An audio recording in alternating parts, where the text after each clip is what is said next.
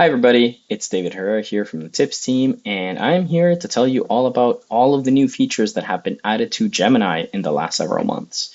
Before I jump into that, just a reminder that we post videos weekly to our YouTube channel, so if you don't want to miss any of our EdTech after school tech tips, please subscribe and you will be notified for whenever we release a new one. Now, let's jump right into all of the new Gemini features. I've got 5 for you today.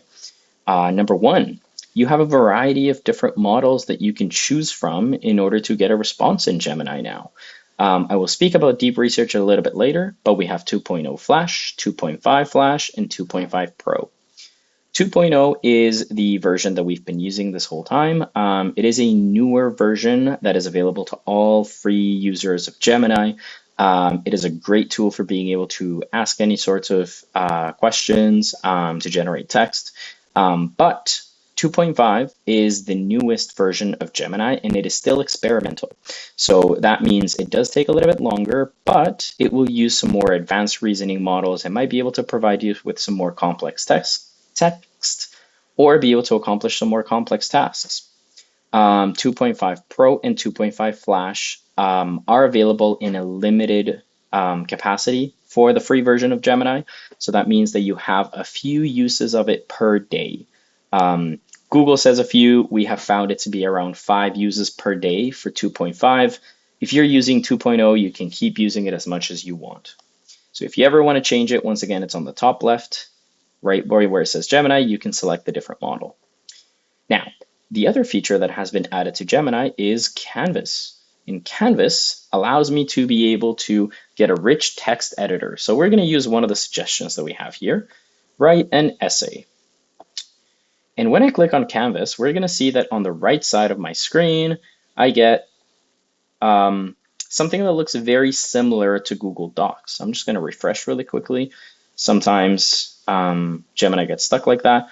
But over here, I've got my essay. It's about the history of chess.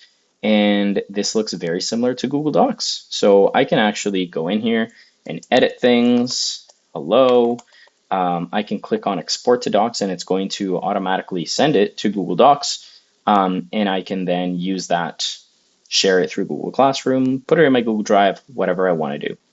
I can also go in and bold, italicize, bullet lists, and so on. I can also further refine my prompt by going through here and ask to make it shorter, make it longer, make it more professional, and that's going to reflect in Canvas. Now, the other thing that you can do in Canvas is coding. So I can go in here and say, code a game of Pac-Man. And Gemini is going to do its best at creating what it believes Pac-Man looks like. And so for anybody who teaches computing sciences and you're familiar with this, we've got some HTML code on the right side here. And once it's actually done, I'll be able to go in and edit the code and also preview it immediately to see how has me changing the code affected the program that I'm coding here. So we'll give it a second here. And here we go. We've got a Pac-Man game. And it's a little bit loud. And this is what Gemini thinks a game of Pac-Man looks like. And we're going to go to a different chat. But that's kind of how Canvas works. It allows me to be able to preview code, to preview text. And it just makes Gemini a little bit more interactive and a little bit more usable. Now, another feature that has been added to Gemini is the ability to upload files or add directly from Google Drive.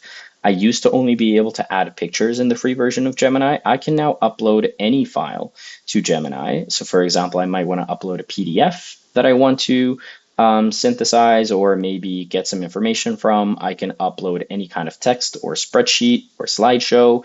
I can also link directly from my Google Drive. And so that's going to open up all of the files that I have in Google Drive, and I can select something and use that in my prompt.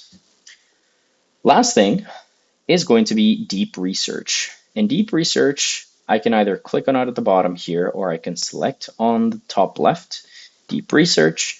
And deep research is agentic AI. It is a version of Gemini that allows me to ask a question or seek information about a specific topic, and it's going to come up with a plan for the information that it's going to provide to you. It's going to research through the internet and find sources to be able to provide you with the information you ask for. And then it's going to synthesize all of that together in a document. I'm going to show you an example of something I've already created. So I've previously asked Gemini to tell me what are some effective strategies for integrating AI use in the classroom. And I actually use deep research to be able to generate this. So you'll see it comes up with a plan for how it's going to be doing the research. It's going to analyze the results of the research that it did, and then it's going to provide me with something that looks like this. This is a very long document that includes summaries, introductions. It even has some tables for me to really break down the topic that I'm learning about.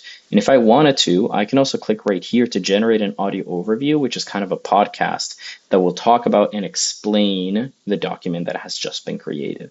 So this is a very powerful tool that Gemini has come out with. It is only available in a limited form for users of Gemini, and what that means is that you only get a couple of uses per month. Again, Google says a couple of uses. We found that to be about 5 uses per month, and once you use that up, you have to wait a whole month before you can do another deep research query. But that is it for all of the different updates for Gemini. If you have any other questions, feel free to reach out to the tips team. Also, don't forget that we post videos weekly. There's going to be lots of other topics around AI this month. And finally, if you would like to have any kind of PD at your school about AI or any other educational technology topic, reach out to your tips consultant and we would be happy to come out. That is it for me today. Have a great day.